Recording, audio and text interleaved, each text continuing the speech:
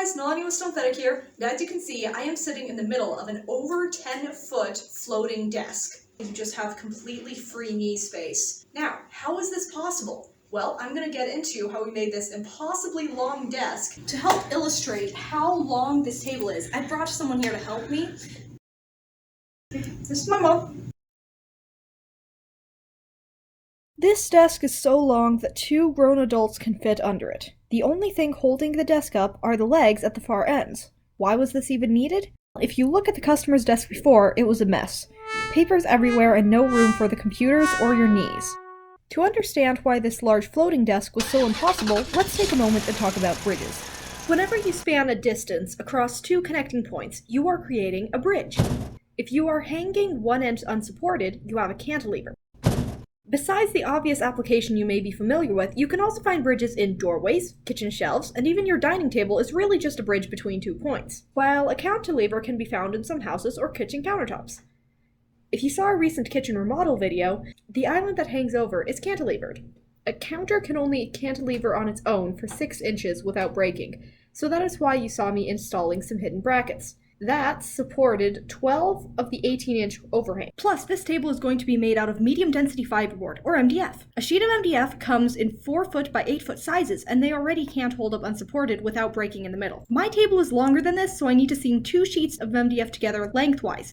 In other words, this table is already going to come pre-broken. To add to the challenge, most tables of a normal size have this skirt that spans along the edge. This helps support the structure of the bridge. This works kind of like the header on a doorway. Residential construction normally calls by a 2x6 header minimum for a span of 8 feet to put it in perspective. Of course, that would completely block your knees, and I wanted a more modern, streamlined, floating look, so we are not going to have any skirt. This is the one thing that could have helped, and we just got rid of it. If that isn't a big enough challenge, we also need to add 3 grommets at the back of this desk. A grommet is basically a hole in your desk so the cords can fit right through. So right in the center of the table where you need it to be the strongest, we are going to drill a hole and further weaken the table. Plus, adding several holes to the table is basically causing a perforation line, much like you see here with perforated paper, which allows you to tear it easily. To help strengthen our desk, we'll use the help of a few items. I'll start by adding a drop edge along the underside of my table. This adds an almost negligible amount of rigidity to the surface, but it also has another interesting benefit. This brings in the starting place of the legs ever slightly by 1.5 inches on each side. The legs will be 2.5 inches, so the bridge technically doesn't start until after the legs, shrinking our 124-inch span to 116 inches. That's still a lot, but every bit helps. I must say the little that this helps so far is very little. In fact, my desk almost completely broke on me while I was painting it here.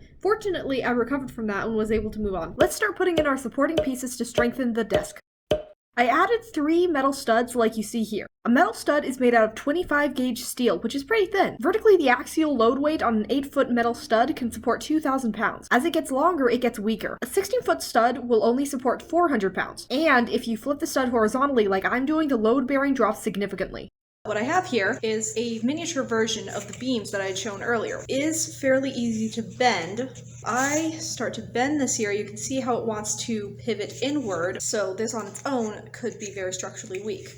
What could be helpful, however, is if these sides were much more rigid. To help with that problem, I put some 1.5-inch wide strips of plywood right up against the sides of the metal ribs. Laying the plywood on its edge increases its strength. As I'm showing with our popsicle stick here to represent a smaller version, plywood flexes when laid down on its longer side and breaks easily. However, if you place it on its edges, instead, it's much more rigid, and even the skinny popsicle stick becomes surprisingly hard to break. So, why not just line the entire underside with plywood? As you add more material to the table, it also adds weight. Too much weight and the table could start to sag just from the very things trying to keep it up. It's like the classic riddle. How far can you extend an infinite rope down a bottomless hole, provided the laws of gravity were still in force? You'd think the answer is forever, but that's actually not correct. Over time, the sheer weight of the rope would exceed its tensile strength until the rope eventually snaps under its own weight. Have you ever had one of those science projects in high school where you have to create a bridge using only the flimsiest materials ever, like drinking straws or uncooked spaghetti? That's a little what this project feels like. Here I am showing how easy it is to bend a metal stud. The amount of bend a bridge has is called deflection. Remember our bridge? Some deflection is okay since the load is temporary, like a truck passing over it. Under longer periods of constant load, your bridge over time can start to look like this cabinet shelf here. And notice it did have a supporting skirt, but it didn't do much to help.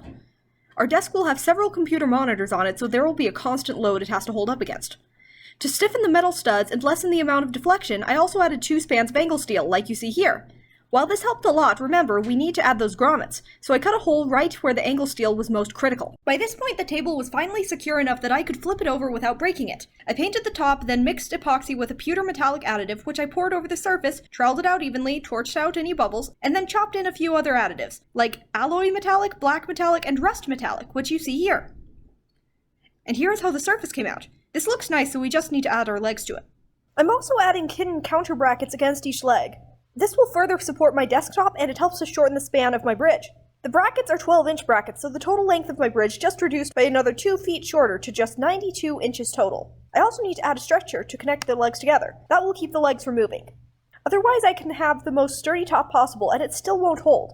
All the kinetic energy from those forces pressing down on it need to go somewhere, and the legs could just give out, causing my desk to crash. That's the whole premise behind this game here. With everything assembled, I set up the desk in place, tried to jump on it to record my intro, and quickly learned there is still too much deflection. I was afraid this would mean that the desk would start to sag over time. That doesn't quite match the built to last part of my catchphrase. So I added small legs at the back of either side of the middle grommet, and added hidden brackets to the front and sides of these legs. If you look carefully at the front of this video, you will notice an extra leg in the middle at the back of the desk when I'm sitting on it, that are not there when my mother and I climbed under the desk to illustrate its length. And, greatest of all, it has enough space and weight load tolerance that it's able to support personal computer, a work-from-home remote desktop space, and an extra gaming computer, all at once. So, we decided to try a little bit of a different format for this one. We really wanted to get into the science of how this worked out. So let us know if this is something that you liked. Tell us if you preferred the old style better. Give us some feedback on that. We're always trying to make sure that we get good quality content out to you. If you liked that video, make sure to hit the like button. Make sure to subscribe to see more creative projects. Make sure to share with all your friends this video that went into the science on how to make an impossible floating desk. And from all of us here at Synthetic, built by you, built for less, built to last. And we'll see you on the next video. Thanks for watching!